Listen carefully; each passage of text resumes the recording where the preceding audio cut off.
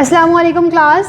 Lecture number 4 शुरू करने जा रहे हैं हम लोग। चैप्टर नंबर 4 पार्टनरशिप का, डिसोल्यूशन ऑफ पार्टनरशिप। पार्टनरशिप का कारोबार किस तरह ख़त्म हो जाता है, डिस्ट्रीब्यूट करने की कंडीशंस क्या क्या होती हैं, उसको आज हम डिस्कस करेंगे। तो यहाँ पे क्लास दो कंडीशंस होती हैं हमारे पास। डिसोल्यूशन ऑफ पार्टनरशिप यानी कारोबार ख़त्म नहीं हुआ, सिर्फ पार्टनरशिप का एग्रीमेंट जो है वो ख़त्म हो गया। अगर हम चाहें तो एग्रीमेंट दोबारा बनाकर कारोबार को शुरू कर सकते हैं। एक चीज़ होती है डिसोल्यूशन ऑफ फर्म, पूरी की पूरी फर्म का ख़त्म हो जाना। अब कारोबार ईंट हो गया, ख़त्म हो गया, अब कारोबार को दोबारा स्टार्ट करना मुमकिन नहीं होता। तो ये एग्जाम में लॉन्ग क्वेश्चन आता है और आपको दोनों कंडीशंस डिफाइन करनी होती है।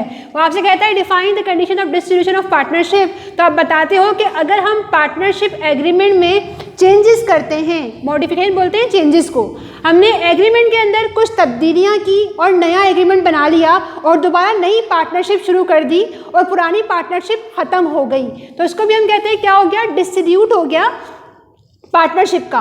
और एक कंडीशन क्या होती है कि हमने पूरा का पूरा एग्रीमेंट ही ख़त्म कर दिया, पूरी जो कारोबार है हमारा वही वाइंड अप कर दिया और कारोबार अब दोबारा स्टार्ट होना मुमकिन नहीं है, तो वो कहलाता है डिसोल्यूशन ऑफ फर्म। इसकी कंडीशंस अलग हैं। पहले हम डिस्कस करते हैं कि अगर हम पार्टनरशिप के एग्रीमेंट में चेंजेस करते हैं और पुराना एग्रीमेंट ख़त्म हो जाता है, पुरानी पार्टनरशिप ख़त्म हो जाती है और दोबारा एग्रीमेंट बनाया, तो अब नया एग्रीमेंट बना, नई पार्टनरशिप शुरू होगी, तो उसकी क्या कंडीशंस होती हैं।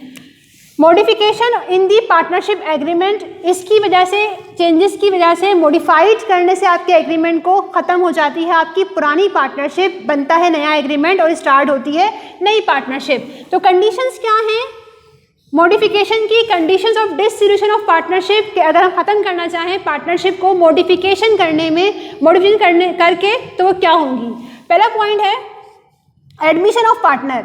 अगर कोई नया पार्टनर आपके कारोबार में दाखिल होना चाहता है, एडमिट होना चाहता है, तो उसके लिए आपको क्या करना पड़ेगा, एग्रीमेंट में उसका नाम लिखना पड़ेगा। हमने कहा था एग्रीमेंट में क्या होता है, कंटेंट्स के अंदर नाम लिखा हुआ होता है आपके पार्टनर्स का। तो अब आपको नए पार्टनर का नाम एग्रीमेंट में लिखना पड़ेगा, तो आपको क्या करनी पड़ेगी, मॉडिफिकेशन करनी पड़ेगी, चेंजेस करनी पड़ेगी अपने पुराने एग्रीमेंट में। और अब क्या हुआ, मॉडिफाई करने से आपका पुराना एग्रीमेंट ख़त्म हो जाएगा और नया एग्रीमेंट बनेगा। पुरानी पार्टनरशिप ख़त्म हो गई, एडमिट होने से नए पार्टनर के और नई पार्टनरशिप बन गई। तो पहली कंडीशन हमारे पास ये थी। अब दूसरे पे चलते हैं, रिटायरमेंट ऑफ पार्टनर। एग्रीमेंट में पार्टनर्स का नाम लिखा हुआ है, अब कोई पार्टनर रिटायर हो रहा है तो उस पार्टनर के नाम को हमें कट करना पड़ेगा, माइनस करना पड़ेगा। फिर ये कहलाएगा मॉडिफिकेशन कि हमने क्या किया, एग्रीमेंट में नाम को कट किया क्योंकि पार्टनर क्या हो रहा है, रिटायर हो रहा है। तो पार्टनर के जाने से एग्रीमेंट में हुई चेंजेस, इसलिए हमने कहा पुराना एग्रीमेंट ख़त्म हो गया, उस पार्टनर के नाम को हमने निकाल दिया, अब नया एग्रीमेंट बनेगा और नई पार्टनरशिप होगी जिसमें इस वाले पार्टनर का नाम नहीं होगा। Third condition insolvency of partner, इसको बैंकरप्ट भी कहते हैं। उर्दू मीनिंग इसके होते हैं दिवालिया हो जाना, मतलब सड़क पर आ जाना, पार्टनर के पास पैसा ख़त्म हो जाना, बिल्कुल भी पैसा ना बचना, बैंकरप्ट कहलाता है, इंसॉल्वेंसी कहलाता है।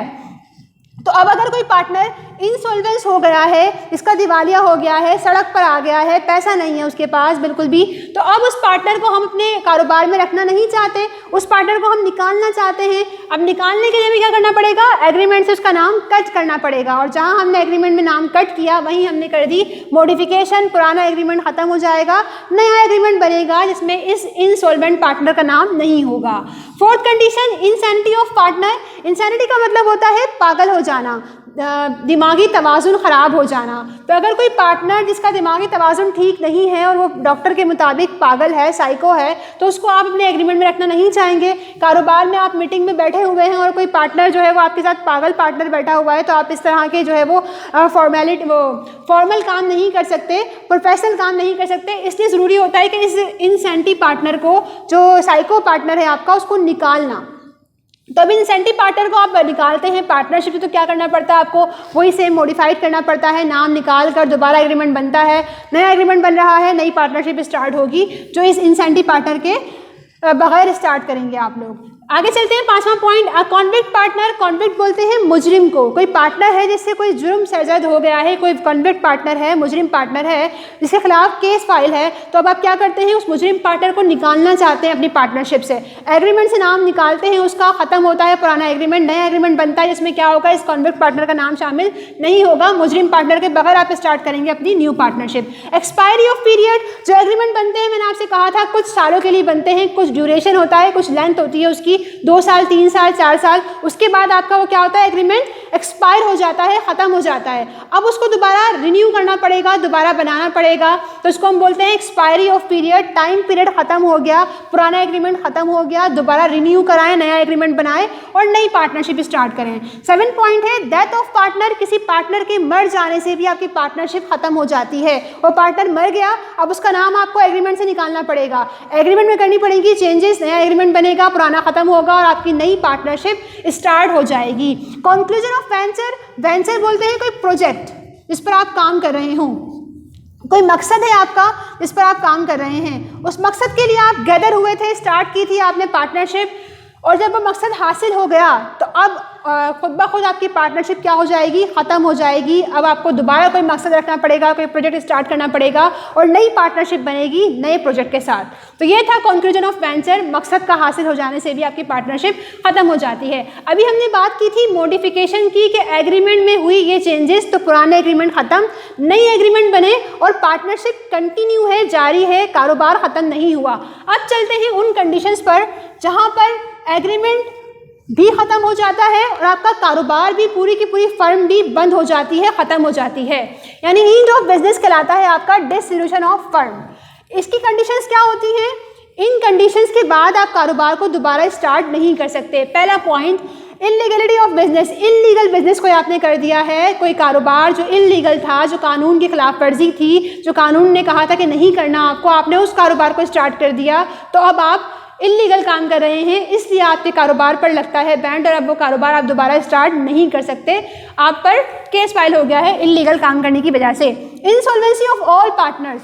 अगर तमाम के तमाम पार्टनर्स के पास पैसा ख़त्म हो जाए तो भी आपकी पार्टनरशिप खुद ब खुद ख़त्म हो जाती है, क्योंकि इंसॉल्वेंट पार्टनर कंटिन्यू नहीं कर सकता अपनी फर्म को। कारोबार के लिए हमें चाहिए होता है पैसा, अब पैसा ही आपके पास नहीं है और आप सड़क पर हैं, बिल्कुल दिवालिया हो चुका है आपका, इंसॉल्वेंट हो चुके हैं, बैंकक्रप्ट हो चुके हैं, बैंक ने आपको इंसॉल्वेंट करार दे दिया है, तो अब आप कारोबार को कंटिन्यू नहीं कर सकते।